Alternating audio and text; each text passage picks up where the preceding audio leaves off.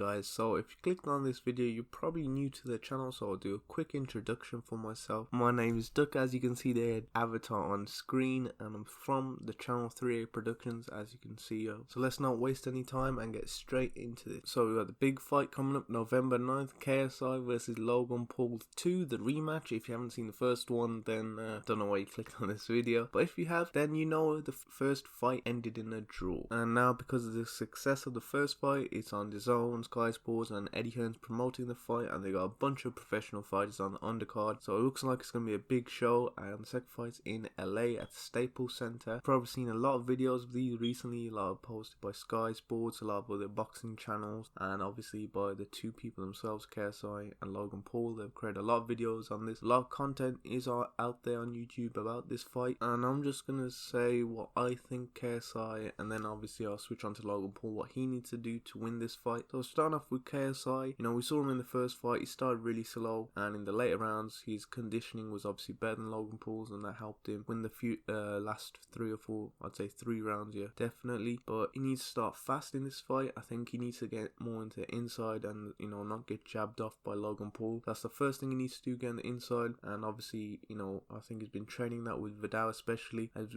he's been hinting towards it in the press conference. If you haven't watched them, obviously go back and see what he's talking about, and you can see in some of this training footage he's nice and tight up against his sparring partners. So I'm guessing he's working on his inside game, and obviously from there you can do a lot of damage, hit a lot of combinations. So I'm sure Vidal will be drilling that with him and making sure his conditioning is there, so he'll be able to last the full 6 rounds. However, when coming into the inside, he has to make sure that he doesn't just rush in and get hit with a lot of shots. So I'd suggest more of a counter game, like a Mike Tyson sort of style, like a peekaboo style, since it's a bit smaller. But again, that'll be difficult to master in such a short space amount of time. So I'd imagine as soon as Logan hits the first punch, he tries to swivel off that and get into the inside and launch a few combinations. But I think once they do that, I think it become more of a slugfest, and a lot of exchanges will be given out, a lot of punches thrown in short space amount of time. And obviously with the no head guard and smaller gloves, a lot more damage can be done. So I think whoever gets hit cleanly early on, I think they'll either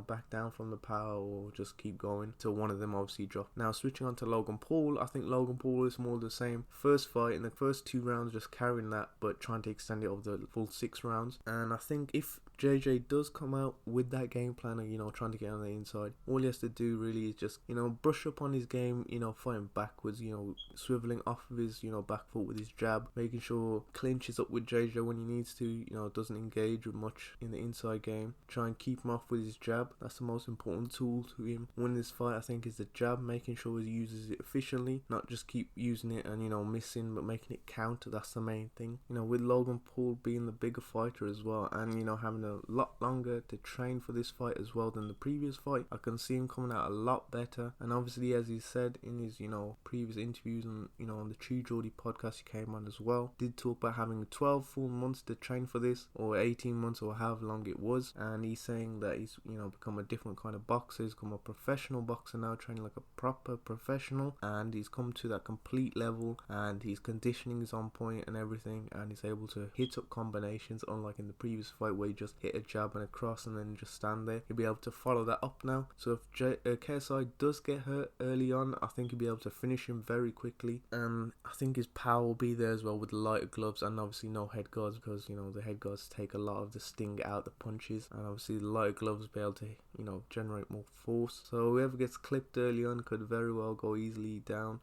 inside the first 3 rounds. Eddie Hearn predicts, but it could go within the first round or go all the way to the 6th round. So you're probably wondering what my prediction is. You stated what each fight needs to do to win. KSI needs to be more aggressive, make sure he uses the inside fighting and just hits a lot of combinations.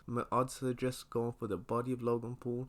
From the previous fights, conditioning wears off, so I'd suggest that area to go for. And then they're both trying to KO each other, so he could do a body KO. And for Logan, I'd say more of a jabbing style, and if he does hurt KSI, then obviously follow up on that and then try and finish him. But I see this going down as Logan Paul win, and you're probably thinking, well, no, KSI is gonna win, he's gonna do this, he's gonna do that. But this is what I think is gonna happen. So KSI early on is gonna start very aggressive. He's gonna come forward and he's gonna start swinging, not necessarily swinging, but trying to get on the inside. And I don't think Logan Paul, he's gonna let that happen. He's gonna, jab him off, keep his distance, and make hard for KSI to get on the inside. And then from that, if KSI does get on the inside, he's just gonna swivel off back foot, as I said. I think he's gonna hit him with a few punches. And obviously, when Eddie Hearn said there's no head guards and obviously the light gloves, I think once he hits him cleanly like he did in the last fight, I think KSI is gonna realize the difference in the power level, and it's gonna be an early finish. If not in the first round, I think there'll definitely be KSI being dropped in the first round, and then if he's not finished in the first round, I think definitely in the second round. But as you can say, you can never predict these things in boxing. That's just my prediction. I'm not trying to hate on KSI or Logan Paul, not really fans of either, but this is just my prediction on it. Fair play to both of them for doing this. It's a big event, and whoever loses, as I could say, could be turned into a meme. And so I believe Logan Paul will win, and the aftermath could see Logan Paul going into maybe another boxing fight, another professional boxing fight. And he did talk about going into MMA. I don't know if he actually will, whether Dana White will